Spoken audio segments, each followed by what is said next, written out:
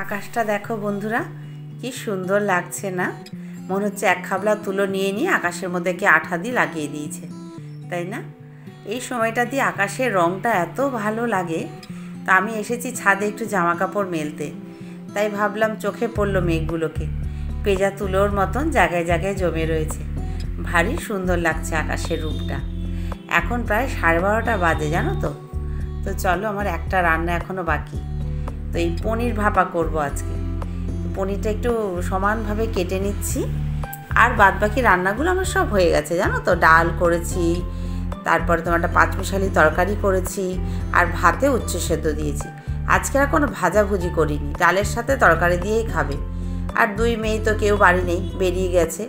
তো এই রান্নাটা করছি, লাস্ট রান্না এটা আমার। হলেই তারপর অমিত বাড়ি এলে ওদের খেতে দেবো।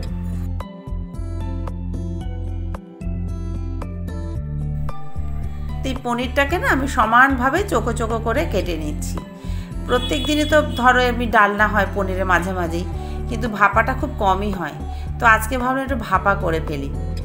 তো একটুখানি সমানভাবে কেটে নিলাম, নিয়ে এবার এগুলোকে ভাজবো, হালকা করে ভাজবো, খুব বেশি ডিপ ফ্রাই করবো না।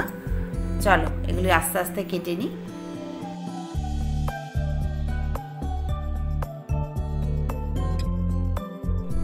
এই দেখো, সমানভাবে আমার পনিরগুলো কাটা হয়ে গেছে।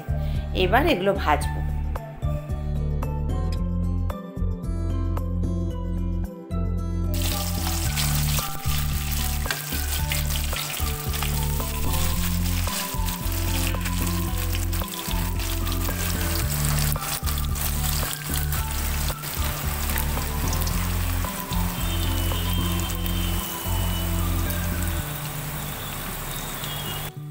একটু লবণ হলুদ গুঁড়ো দিয়ে দিলাম, দিয়ে একটু নাড়াচাড়া করে একটু মিষ্টি দিয়ে দেব। আর পনির টনির এগুলো নিরামিষ রান্নায় একটু মিষ্টি আমি ব্যবহার করি। একদমই মিষ্টি ছাড়া না আমার কাছে একটু স্বাদ লাগে না। তো একটু মিষ্টি দিয়ে দিলাম, দিয়ে আবার একটু নাড়াচাড়া করে তোমার একটুখানি লঙ্কার গুঁড়োও দিয়ে দেবো। তাহলে কী হবে, দেখতেও ভালো হবে, একটু ঝাল ঝাল হবে। ভাপা রান্না তো একদম ঝাল কম হলেও যে আমার ভালো লাগে না, তাই না বলো? তো সব মিলিয়ে হালকা একটু ভেজে তুলে নেব।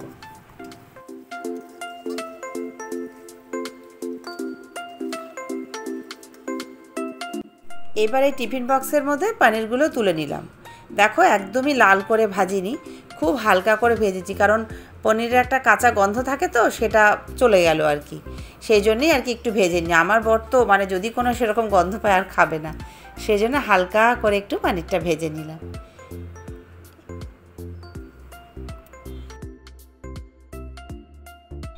এবার এখানে একটু পোস্ত, কাজু বাটা, একটু কিশমিশ বাটা সব দিয়ে দিলাম। আর আমি একটুখানি কালো সর্ষে বেটে রেখেছিলাম, সেটাও দিয়ে দিলাম। এটা অনেকে সাদা সর্ষে বেটেও করে, তো আমার ঘরে কালো সর্ষেটা ছিল, সেটা দিয়েই করছি আজকে। আর এর সাথে জানো তো আর একটু নারকেল কোড়া, একটু টক দই হলে আরও ভালো হয়। তো আমার ঘরে যা ছিল সেই দিয়েই রান্নাটা করছি আজকে। আর আরেকটু লবণ আর অল্প একটু চিনি আর একটু দিয়ে দিলাম, দিয়ে এবার সব কিছু ভালো করে মেখে নেব।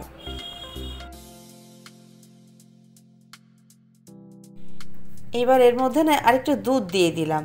পনিরের রান্না তো একটু দুধ দিলে একটু ক্রিম ব্যাপারটা থাকবে। বেশি দিইনি, অল্পই দিয়েছি। ব্যাস, এবার ভালো করে মেখে নিচ্ছি।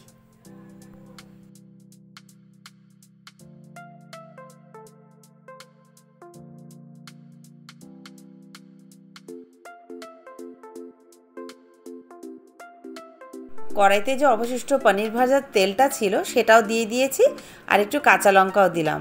আর আমার তো কোনো টক ব্যবহার হয়নি, টক দই নেই ঘরে, লেবুও দিইনি, এই জন্য একটুখানি সস দিয়ে দিলাম, স্বাদটা একটু বাড়বে। চলো ভালো করে সমান করে নিলাম। এবার কড়াই বসিয়ে দিয়েছি, একটা স্ট্যান্ড বসিয়ে দিয়েছি, দিয়ে বক্সটা বসিয়ে দিলাম, টিফিন বক্সটা। এটা মোটামুটি 15 মিনিট রাখবো, তারপর এটাকে খুলবো।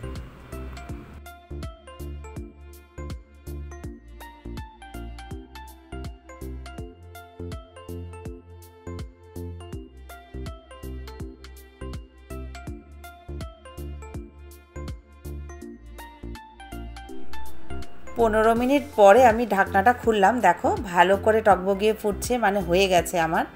তো থাকুক এরকম, তারপর আমি একটুখানি নামাবো। প্রচণ্ড গরম, তো কাপড় দিয়ে ধরেই নামালাম।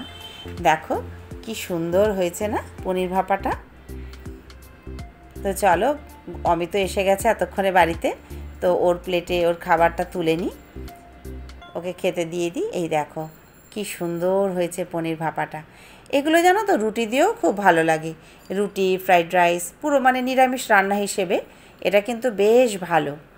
তো চলো, হয়ে গেছে আমার পনির ভাপা রান্নাটা, এবার তো খাওয়া দাওয়া করতে হবে। তো বন্ধুরা, আমার ভিডিওটা তো আমি এখানেই শেষ করব। তোমরা ভালো থেকো, আনন্দে থেকো, আর এভাবেই আমার সঙ্গে থেকো।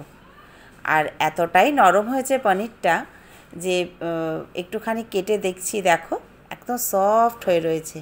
হালকা করে ভেজেছিলাম তো, ভাপা রান্না না, এর মজাই আলাদা। তো চলো বন্ধুরা, ভিডিওটা আমি এখানে শেষ করি। টাটা।